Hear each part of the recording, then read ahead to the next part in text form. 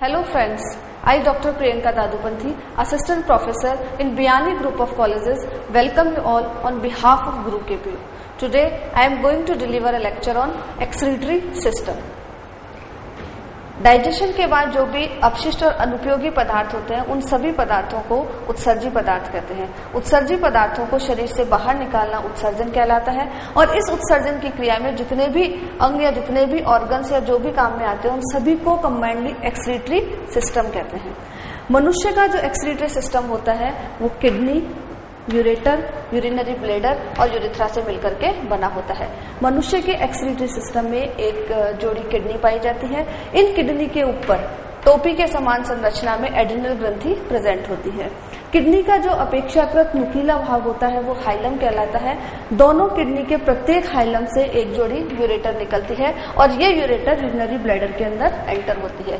Urinary bladder की जो cell wall होती है वो मस्क्यूलर होती है, इस कारण इसमें लगातार क्रमाकुंचन की गतियां होती रहती है। यूरिनरी ब्लैडर यूरिथ्रा के द्वारा शरीर से बाहर खुलता है।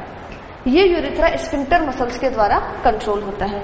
जब इन किडनी का इंटरनल स्ट्रक्चर देखा जाता है तो किडनी के दो पार्ट दिखाई देते हैं।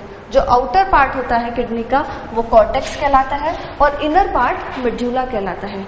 मेड्यूला वाला पार्ट कॉर्टेक्स वाले पार्ट में पिरामिड्स के रूप में धंसा हुआ होता है। इन पिरामिड्स के बीच में जो कॉर्टेक्स का पार्ट होता है उन कॉर्टेक्स के पार्ट को कॉलम्स ऑफ बर्डीनी कहते हैं। कॉर्टेक्स वाला पार्ट ग्रेन्युलर दिखाई देता है। ग्रेन्युलर क्यों दिखाई देता है? क्योंकि इस पार्ट के अंदर मेल्पिगियन ट्यूब्यूल्स खुली रहती है। यूरिथ्रा और यूरिनरी ब्लैडर ये कंबाइंडली यूरेटर से जुड़े रहते हैं। यूरेटर का जो अग्रभाग इस मेडुला के अंदर खुलता है वो फनल या कीप के आकार का होता है जिसे कि रीनल पेल्विस कहते हैं। ये रीनल पेल्विस आगे जाकर के छोटे छोटे ब्रांचेस में डिवाइड हो जाता है और इन ब्रांचेस को मेजर एंड माइनर कैलिक्स कहते हैं। Thank you for watching this video.